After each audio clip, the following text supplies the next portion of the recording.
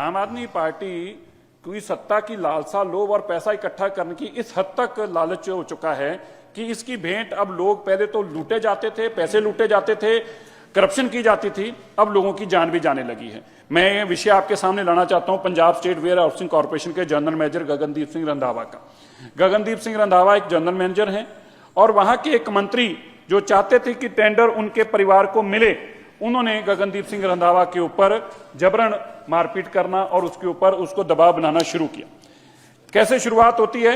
ये एक technical tender था जिसके अंदर वेयर हाउसिंग कॉर्पोरेशन को काम देना था, लेकिन वहां के मंत्री जो हैं उन्होंने दबाव बनाया और कहा कि यह टेंडर मेरे पिताजी के नाम से दिया जाए।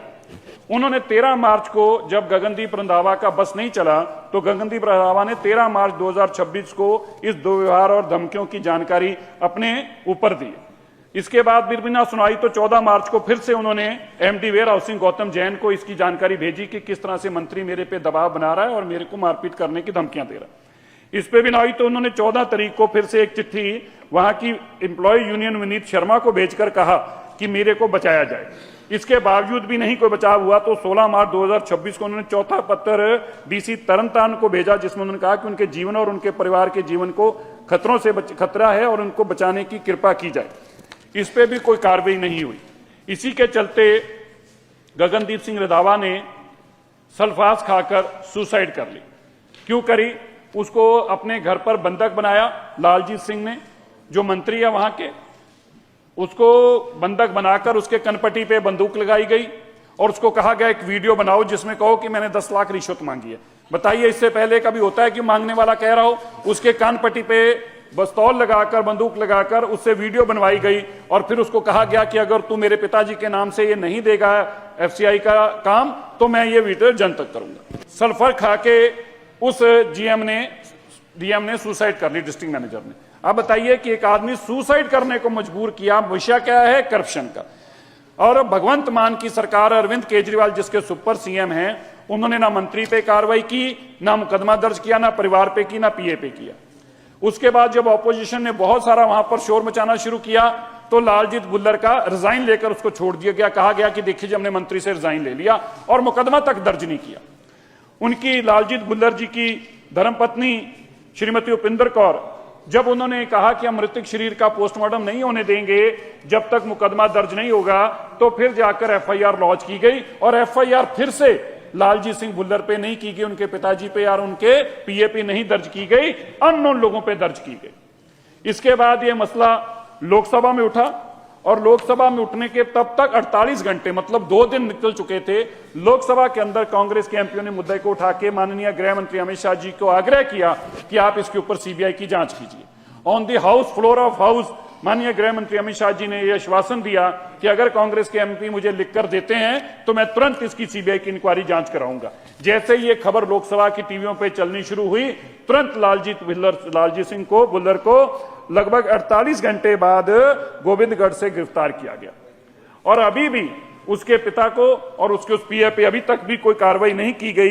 ये बताता है कि किस हद तक अरविंद केजरीवाल जी ने पंजाब के सिस्टम को भ्रष्ट कर दिया, वहां की अफसरशाही। और ये एक विषय नहीं है, मैं इसके आगे भी बताना चाहता हूं। इसी तरह पूरा प्रशासन को वहां पे मजबूर भ्रष्ट कर रखा है। वहां के एक विधायक अमृतपाल सिंह सुखाना, जिसने एसडीएम बबनदीप सिंह वालिया पर भी इसी तरह से दबाव बनाया और कहा कि पंचायत समिति चुनाव में आम आदमी पार्टी के उम्मीदवारों को जिताया जाए। आम आदमी पार्टी उम्मीदवार कैसे जीतते हैं? ये चुनाव नहीं कभी जीत पाते, ये केवल और केवल फ्रॉड से जीतने की कोशिशें करते हैं। पंचायती चुनाव इन्होंने फ्रॉड से वहां पे जीतने की कोशिशें की। अब कहा कि अध्यक्ष और उपाध्यक्ष जो है उसको नियुक्त किया जाए। जब एसडीएम ने इससे इनकार किया तो एसडीएम को कहा, क्या बोला आप सुनिए ध्यान से, तो कहा कि मैं तेरे को गैंगस्टरों से मरवा डालूंगा। एक एमएलए कह रहा है एक एसडीएम को, ये लालू प्रसाद यादव के सुनते थे तब बिहार में, जो पंजाब में सुनने को मिल रहा है कि मैं तेरे को गैंगस्टरों से मरवा दूंगा। ये मैं नहीं कह रहा, ये बकायदा एसडीएम ने डिप्टी कमिश्नर को चिट्ठी लिखकर कहा कि मेरे को मरवाने की धमकी दे रहे हैं कि गैंगस्टर से मरवा देंगे। धमकी कौन दे रहा है? एमएलए। ये अरविंद केजरीवाल की वहां देन है। इसके बाद जब सारी ऑपोजिशन पार्टियों ने इस पर दरवाजा पहुंचाया और यह मसला उच्च न्यायालय गया, अध्यक्ष जी आप सोचिए, एमएलए धमकियां दे रहा है गैंगस्टर्स की मरवाने की, किसको? एसडीएम को। वही सुरक्षित नहीं है पंजाब के अंदर। और फिर उच्च न्यायालय ने कहा इसके ऊपर दोबारा से चुनाव किया जाएगा और 28 तारीख को फिर से चुनाव कराने के आदेश दिए। हाई कोर्ट को इन्वॉल्व होना पड़ा। इस तरह से अरविंद केजरीवाल ने हार कर रखा। और आगे देखिए, इसी तरह उनके एक और एमपी हैं मीत हेयर, उन्होंने भी यही काम किया। एसएचओ लखवीर सिंह के माध्यम से सादे कपड़ों में गए और मनजिंदर सिंह नामक एक व्यक्ति के घर पर गए और उस महिलाओं के साथ इतना दुर्व्यवहार किया, उसको मानसिक तौर पर इतना पीड़ित किया कि मनजिंदर सिंह ने भी एक सल्फास की गोली खा के अपनी जान देनी ठीक समझी। आप बताइए, एमपी के चलते, एमएलए के चलते, मंत्री के चलते लोग सल्फास की गोलियां खा के मर रहे हैं। ऐसा अरविंद केजरीवाल ने पंजाब के हाल बना के रख दिया। एक मैं आगे बताना चाहता हूं, पंजाब को इतना बर्बाद किया है आज। पंजाब के दो भाई, मैं बड़ा दुख और खेद के साथ कहना पड़ रहा है कि पंजाब के दो भाई, जिन लोगों को 50 लाख कर्जा हो गया और वो अपने कर्जा देने के स्थिति में नहीं रहे, आम आदमी पार्टी ने फसलों का इतना बर्बादी कर दी और उन्होंने, दोनों भाइयों ने फरीदकोट में हाथ में, एक दूसरे भाई ने हाथ में हाथ पकड़कर, देखिए कितना पीड़ाजनक है, दोनों भाइयों एक दूसरे का हाथ पकड़कर खुदकुशी कर गए ट्रेन के नीचे आके। ट्रेन के नीचे आके ये पंजाब को देन है आम आदमी पार्टी की।